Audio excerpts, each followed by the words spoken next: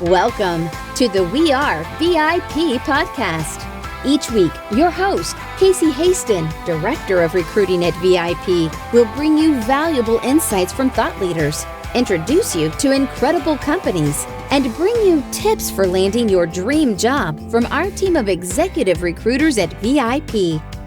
And now, Casey Hasten.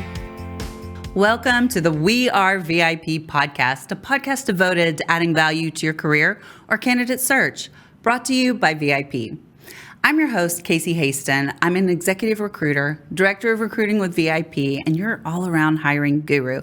And you know, I love to learn, and I specifically love to learn more about myself so that I can be a better person in the world and more productive and just get more things done. And today, I think we've had StrengthsFinder coaches before, but I think you're going to see a little different twist on my guest today. So I'd like to welcome Brandy Schade, founder and CEO of Strengthology Leadership Consulting. Brandy has coached over 3,500 professionals and facilitated over 90 physical and remote global strengths-focused workshops across industries to cultivate confident leaders, highly collaborative teams, and high-performance cultures. And I just want to say, when I met Brandy, it was such a pivotal moment in my life because I not only learned more about myself, but I was able to learn more about our teams and the gaps in our teams and how to fill in those gaps. So I am so excited to bring this conversation to you today. So welcome to the show, Brandy. Thank you so much, Casey. Thank you so much for having me. I'm so happy to be here. You know, I always want to start the show because it's never a coincidence. I don't believe in coincidences, but it is always interesting how I get to certain people. So do you remember how we met? No. Oh, I don't. Tell me, how did we meet? So this is one of my superpowers. I love to keep up with connections. So I was having a conversation with someone that I had met at a networking event, did a one-on-one with them afterwards, who happened to be one of your executives in transition. And his name, is Greg Spence. Greg. Yes. You remember it now, don't you? And we were talking about this, and I'm like, oh, I know all there is to know about StrengthsFinder. And he's like, no, you don't. And he's like, you need to talk to Brandy Schade. And so he never really introduced us. But I started doing some research on you and found you on LinkedIn. And I was like, please talk to me. Please talk to me, And it has just been an amazing relationship, friendship, adventure ever since. For sure. And I have loved that you were open to speaking to our Success North Dallas business leaders about how you can use StrengthsFinders to get the right butts in the right seat and to fill in those gaps in between. Yeah, it was really great talking to that group. And I've had such good feedback coming back in from them. They've been reaching out and we've been having some really great discussions. So thank you for that opportunity to speak over there. Well, we appreciate you so much for doing that and pouring into our community. So let's talk about Strengthology for a second because it's a little bit different. So tell us a little bit about Strengthology and what sparked the creation of it. Pretend like I've never heard of you before. So I would like to give you a little background because I think that ties into what I'm doing today. When I first came into my career, it was extremely technical. I have an actuarial science degree, which is the mathematics of insurance, or AKA statistics. And so the whole first half of my career, I was involved in mathematics, actuarial modeling. I worked for insurance companies. I worked for a consulting firm that did actuarial modeling. And then I moved over to a travel technology company where I did more technical work. And at one point, my brother, Trevor Schade, introduced me to the Gallup Clifton Strengths Assessment. And I thought, well, this is really interesting. And I started talking to all my family and all my friends about it. And then all of a sudden, I realized I'm starting to have some really interesting conversations with these people where I'm helping them turn some corners. So I brought it into the workplace and said that I've found this really cool assessment. I want you guys to take it. And I started giving workshops and one-on-ones within this travel technology company. And what people started to say to me and email me was, you're changing my life. And I don't know if anybody out there has got the change your life or change someone else's life or changing lives bug, But when you get that and you're impacting people at a deep core level, you just can't turn back. You really find, okay, this is my purpose. This is what I'm supposed to be doing. I'm supposed to be helping people in this way. So then I started creating systems all around that, ways to help me distribute the information to them more quickly so that they could process it and actually take action on it. So to accelerate that performance. And so that was really the birthing of the idea of Strengthology. I'm very curious because this is such an in-depth app. I don't know what else to call it. I call it an app. And I have to tell you, I am in this app almost, if not every day, every other day, because there's so much to it and so much meat to dig into. How long did it take you to get it to launch? Well, I had been building it through various systems, let's say just tying in PowerPoint with Tableau, with Excel sheets, that's how I originally was just giving presentations. But at one point I'm like, this is just taking too long. I really just need to automate this process so that I can quickly whip out the information that I need to be able to give people to help them be successful. And so we started building the web application. And I think we built it for almost a year or a little over a year before we launched it. And then we actually had a quick launch. We launched it way faster than we thought we would. We produced a minimum viable product, put it out in the market, and it immediately started getting used, which is fantastic for a technologist to build something that is usable right away like that. So we immediately started bringing in profit, which was wonderful because then of course that pays for the continuation of building the app. So we've been building the app now for around 3 years.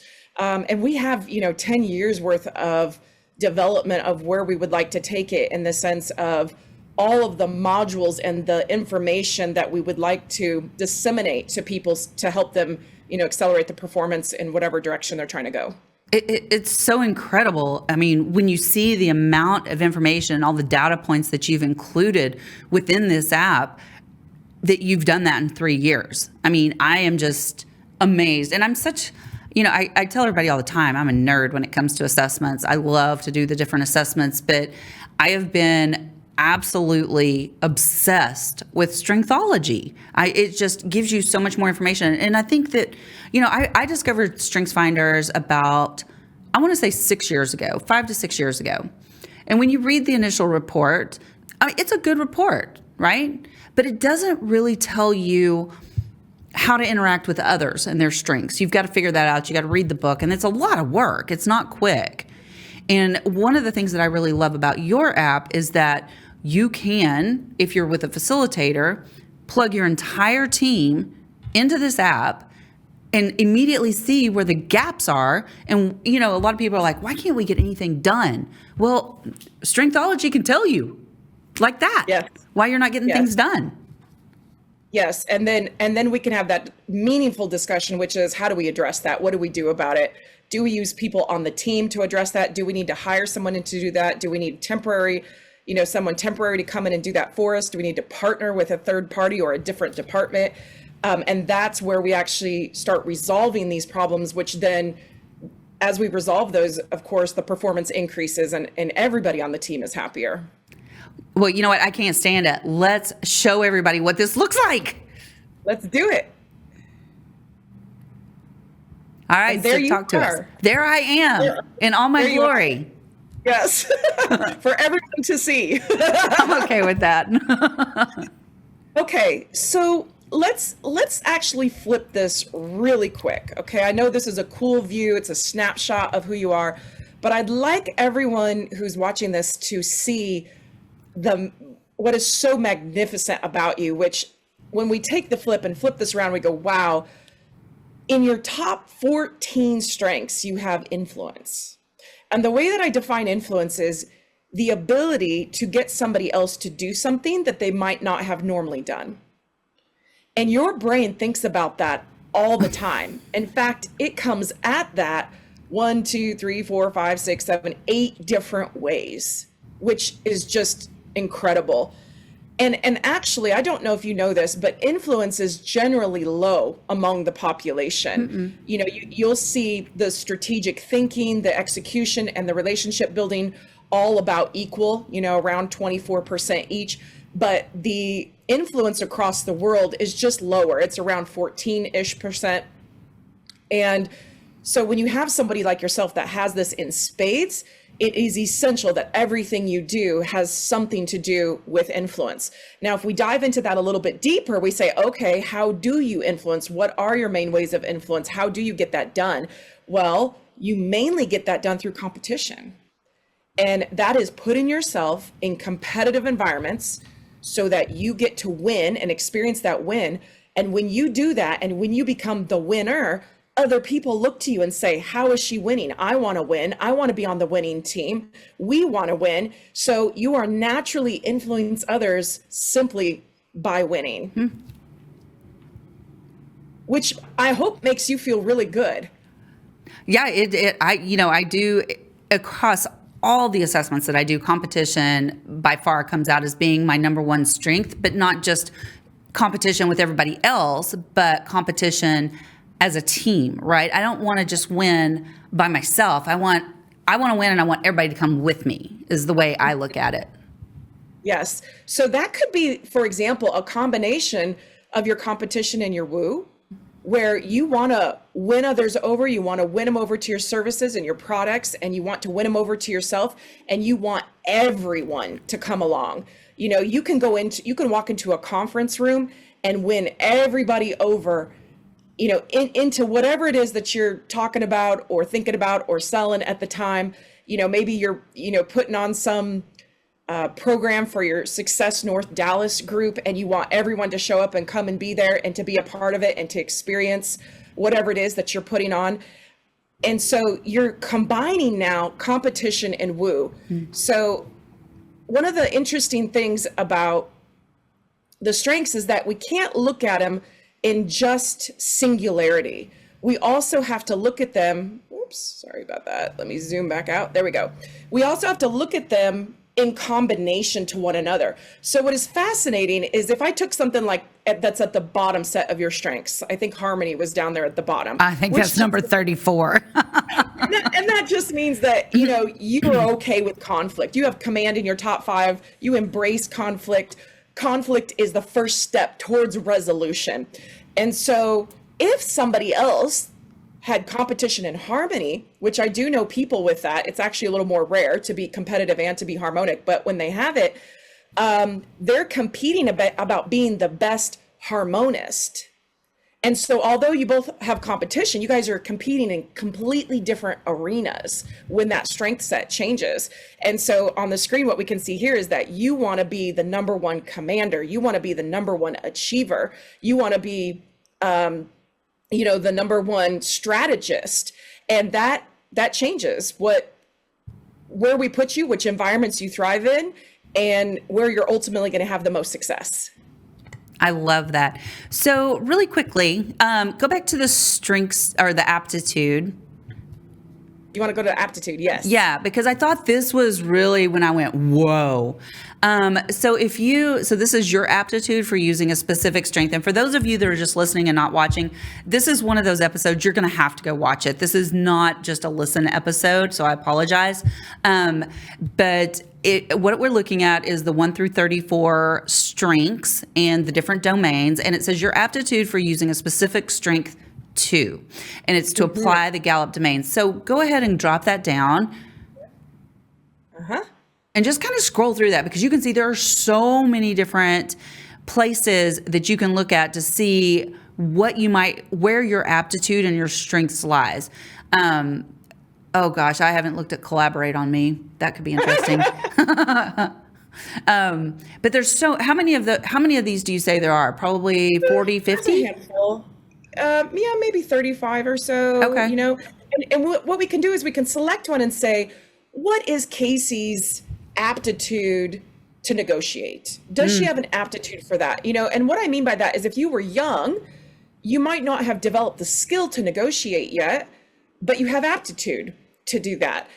And we look at this and we go, okay, anything in dark blue, there's a strong chance that you could potentially be a good negotiator through that particular strength. Anything that's light blue, it's possible. Okay, there's kind of a medium there. And then the white ones are like, look, these really aren't negotiating strengths. That's just not one of the strongest traits of those particular strengths. So what we see now is that you have a strong aptitude to negotiate, because you have a strong aptitude to negotiate through 1, 2, 3, 4, 5, 6 different strengths in your top 12 strengths. So that helps me with direction. Let's get you doing some negotiation classes. Let's have you read Chris Voss's Never Split the Difference. I already read it. Did you love it? Yeah, it was good. So good. Because if I put you in a place where you're going to get to build on your strengths, then hopefully you get really good at that and you have a lot of success in that area. So let's show them one where I'm not specifically, where I don't have the aptitude for that. And I can tell you one right. Detail. Yeah, you knew that. Let's do attention to detail. Ooh, Right? That's sad. So it's like, look, if you want it bad enough, your competition is going to drive you Yep. to pay attention to detail. If you're trying to achieve something or overachieve it, then you may pay attention to detail. Or if you're doing some deep research, you may all of a sudden become more detail oriented in that moment because of your input strength.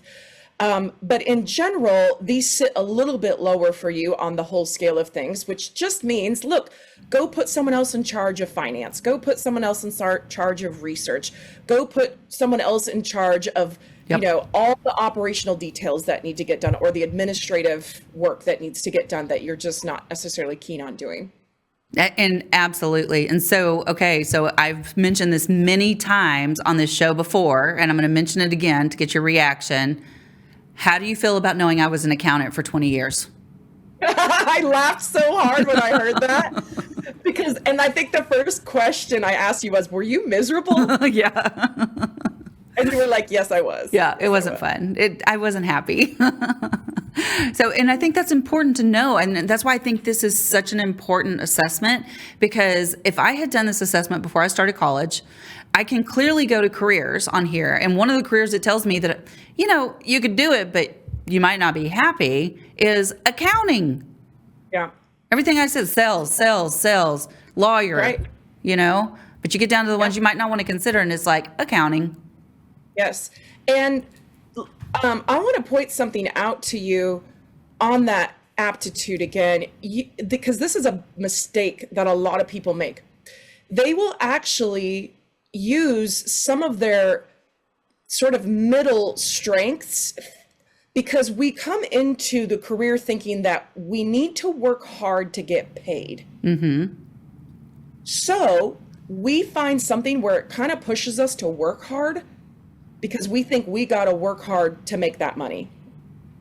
It is counterintuitive to go, let me go have fun and just do something fun, and we're going to get paid for that. We just don't think that's possible for whatever reason. And so I have to convince people, go do something you love all day long. I promise you, you will end up getting paid to do that over time. Ugh. And so what you were stepping into was number 7, input, number 9, deliberative. You were using a little bit of those, maybe a little bit of that strategic as well to get by on the accounting. You were definitely using your grit, right? Your competition, your achiever, to just force it to happen. You were working really hard to make that money. Mm-hmm. That's so very true. So I would love to ask you, when did you make that shift in your mind where you said, I do not have to work this hard to go make money. I can actually go make more money doing something I love? It was an accident. Yeah, mine was an accident, which I'm glad it's a happy accident, but it was one of those instances where the company I'd been working for 13 years had closed, and I was having to find another accounting job. And every job I went to, I was like, I don't want to do that. I don't want to do that. Recruiters would give me jobs. I don't want to do that. Yeah, I don't want to do that because of this. And one recruiter finally said, you just don't like accounting. And I went, what am I going to do? And she was like, why don't you try recruiting? And so I fell into recruiting completely by accident and totally found the love of my life, which it could have been anything that served people, I think, that had me working with people, influencing people, anything that allowed me to give that value by being around people, but not being stuck around having to pay attention to details. And now you have a podcast, which is even more geared towards your strengths. Yes. You know, when you have communication as a top strength, you've got to be doing something that you get to communicate to others all day, every day, if possible. The woo needs to be around others all day, every day to be at its best or most engaged. And so it's so cool to see that you went from accounting to recruiting to, you know, leading Success North Dallas and to having your own podcast, because I just think over time you're just getting it more and more and more right, in my opinion. I think so too. So I want to go back to the app because I want to show people what it looks like when you look at a group. Okay, let's do it. And do we still have our Success North Dallas strategic team in there? Yes. I think just pulled it up. And I'm not seeing the grid. Yeah, we'll have to flip it back over. Oh, there we go. All right, so this is your team here. Let's just go to the domain so we can take a look at this. So the average population is over here on the right-hand side. And this is what I was telling you before. We've got 28% executing, 26% strategic thinking, and 30% relationship building in the top 5 capacity all over the world. The influencing is a little bit lower. So when we compare your team to that, which is on the left here, you can see your team overall has 30% influence, which is 15% more than what is normal. It has, you know, a lot of relationship building, a lot of executing, and then a little sliver of strategic thinking. So then what we've got to do is look down into the team and see who has what, and then we can even click on those to see, okay, you know, what does Andrew have? Where are those coming from? You know, Casey has influence. What are they? What is that compared to Karen's influence? Are those the same or are those different?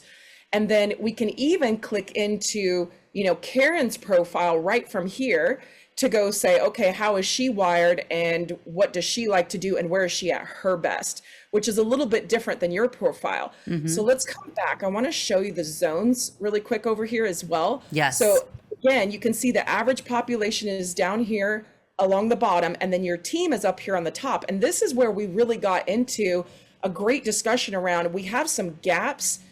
Do we need to cover those gaps?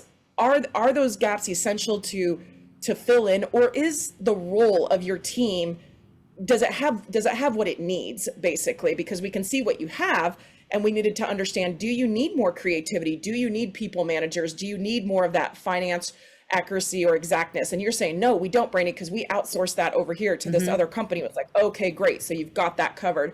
But it allowed us to have that discussion.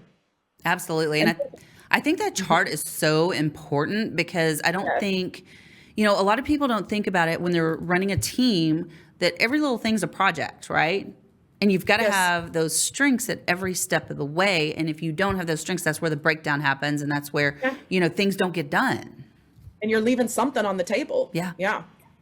And then we can even break it down to the individuals, right? So we can see, you know, Andrew was highly influential, but he also has a lot of execution, and he also has a lot of strategic thinking up front. He really is a visionary for the team. We could see that you set direction, but you do it multiple ways. And you also love to get things done through your competition and achiever. Where Jan really came in and, you know, he's more of the collaborator of the group. Karen was also a strong collaborator, but she's also one of the strongest innovators on the team. So it was really wonderful to work with you guys because you are diverse and you each bring a little something different to the table, as well as you guys have some connectors, things that connect you and allow you to work well together. And then you have some differentiators, which is, you know, things that people bring to the team individually. So let me come back over here and scroll down. See all these ones on the left-hand side? These are all unique strengths that each member of this team has in their top 10 strengths. So it's important to understand each one of those so that we can leverage and maximize those for the benefit of the team. I love that. So I understand this as it relates to our team. So, but if you were going into another company, another team, how are you going to help them? What's this going to do for them? Yeah, so there's so much. Even if I just do like a 90-minute dynamic session, we're trying to achieve so many things in that 90 minutes. One, we want everybody to be positively focused, strengths focused, so that we're looking at what's right with people and not what's wrong. Number two, we've got to help everybody understand the definitions of these. And there's a lot of them. So usually when I go into work with a team, I just focus on the ones that they have. I don't even focus on the ones they don't have in that session because we're trying to get through so much. Then we've got to understand, what does the team have overall? And what does the team not have? And we've also got to understand the uniqueness of each person on the team as well. So we're going through group views, individual views. We're also allowing each person to talk during that time because, I don't have certain strengths either. So if you and I were in a session together, I'd say, you're going to have to describe woo, Casey, because I don't have woo. I am not getting anywhere with woo. I don't understand how it's motivated. I don't understand, what it likes, what it doesn't like, what hurts its feelings, what motivates it. I don't know because I'm not wired that way. So it's really important in these team sessions to hear from everybody on the team. And then we got to take it to the business. We got to understand, what are our goals, what are our objectives, what's the strategy, and how are we going to apply everything we just learned to optimize the team performance to be most productive towards that strategy for the year. That is so much information. It really is. And I feel like, even though I'm not at the level that you are, I feel like I'm probably more advanced than a lot of people because I've been studying this for so many years, although I'm not certified. But at the same time, I still come in and sometimes my eyes just water when I'm looking at this because it's so much. So what advantages have you personally observed by taking someone through this with a team? So advantages for the individuals, the team, and the leader is what you're asking? Yeah, and maybe more specifically, what have you seen as outcomes for the team? Yeah, so it's so crazy. One of the things that people tell me the most is they'll tell me, I just really appreciate knowing my team better. Yeah. Which you think you could do that by, having happy hours and getting together and doing things. But when you do something as a team that's deliberately focused on getting to know each other at a deeper level, it does bring a lot of self-awareness to the group. It brings a lot of awareness of how to interact and collaborate with one another. Because what's going on here is this person has a set of strengths. This person over here has a set of strengths. Now they start to know each other know themselves because and they're becoming more self-aware. And maybe their performance is becoming higher and they become more confident, which is really important to success, by the way. And now they want to interact effectively. Well, how do I interact with someone else that's not like me, but still maintain my own authenticity? That's very difficult to do. And so it's an art and it takes practice.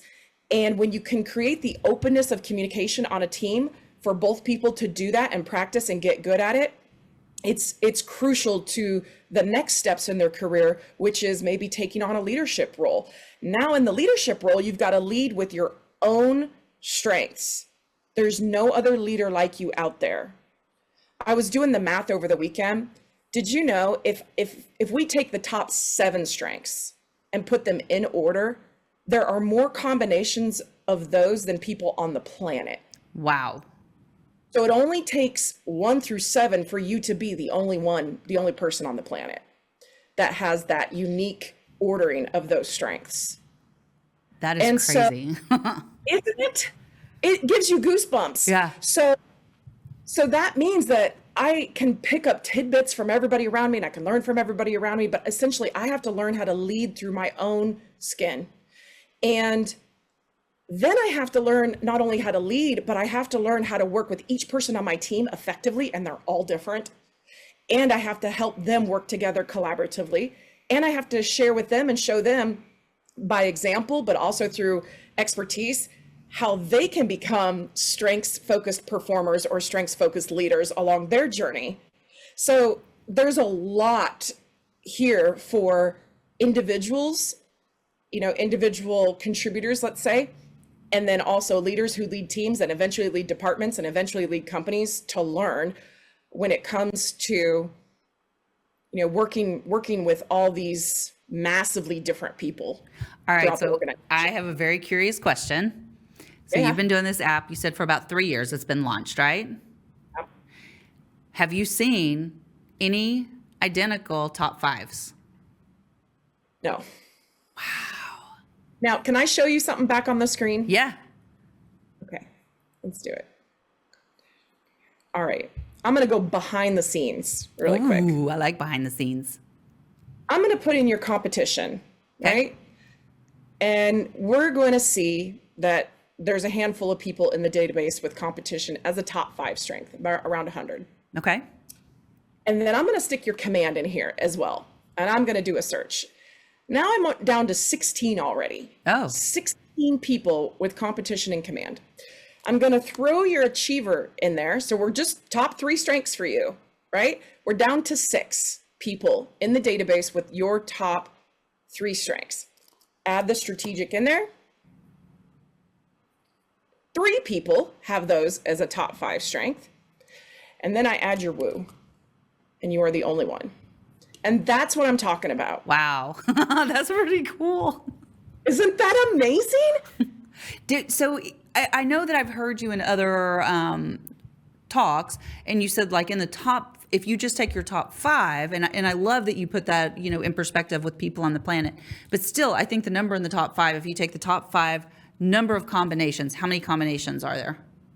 Let me throw it up on the screen so we have a visual. 33 million combinations of just top 5. That means everybody who's listening to this podcast, just in their top 5 strengths in order, they are 1 in 33 million people. So everyone in that booth over there with you today is 1 in 33 million people. You will never meet anyone again with the top 5 strengths that those people in that booth have with you. That is crazy. And what if we do the top 10?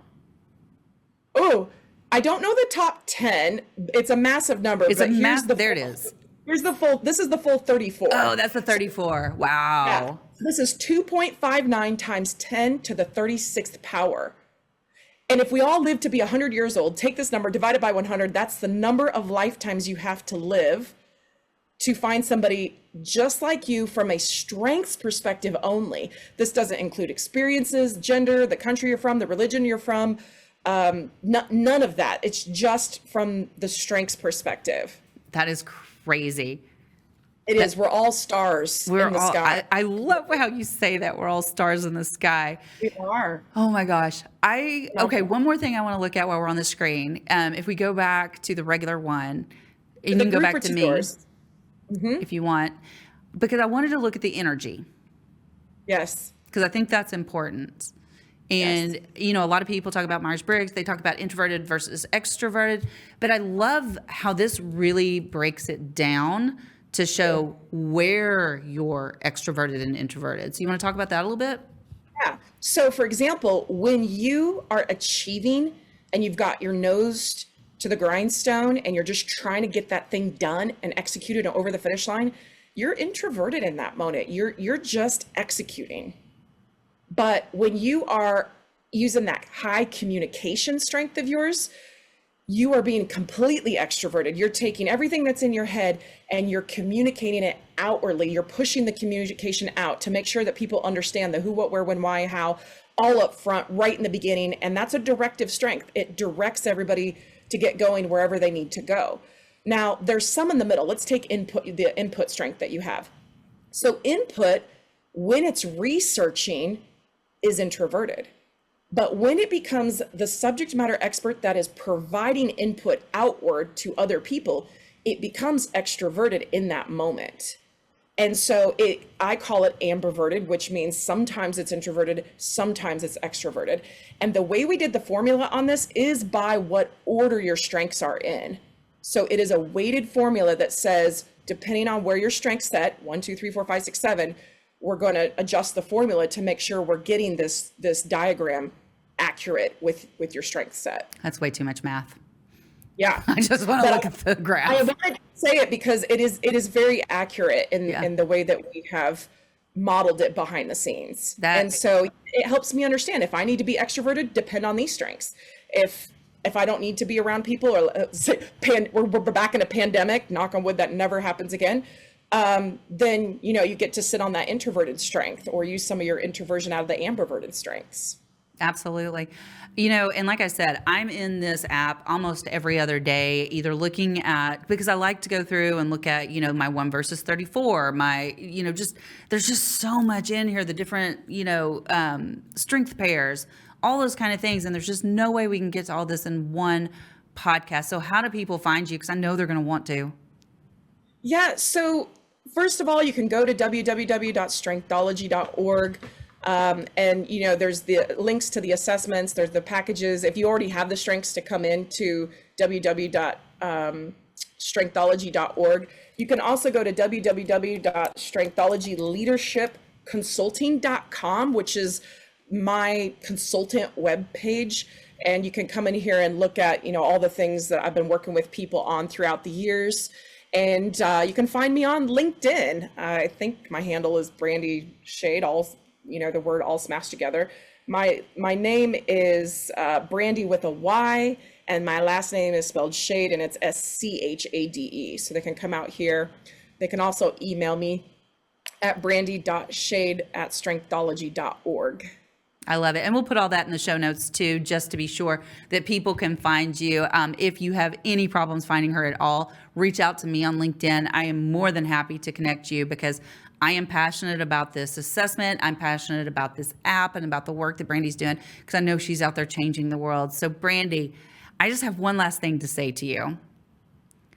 You are a VIP. Thank you, Casey. Thank you so much for having me on your show. And that's a wrap for today. Join us next week here on the We Are VIP podcast. We'd love to know how we can help you be a VIP. To find out more, log on to wearevip.com.